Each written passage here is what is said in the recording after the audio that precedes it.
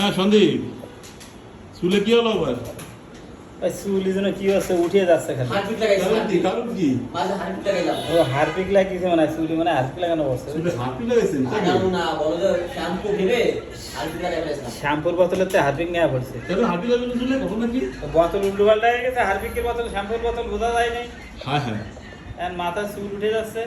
তো পরে চুল টাক আর এই গোপন কথা কারণে কি বলা যায় ভাই? কোন চুল টাক হয়ে যেতেন তা কইছি কাজ হচ্ছে না ভাই। তাই? আবার আমার দোস্ত নিয়ে আয়োজনে আমি দেখলাম দোস্ত চুল নেই।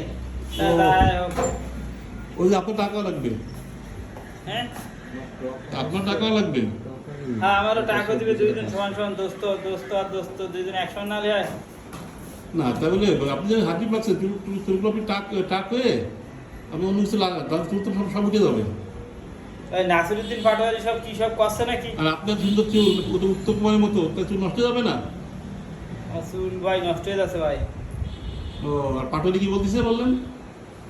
এই যে না এই কি যেন বলতেছে উল্টো পাল্টা আব্বাস সাহেবের তো তোমার খুলনায় ছিল আবার গতকালকে, আজকে তো খুলনা আছে গ্রেফতার করছে।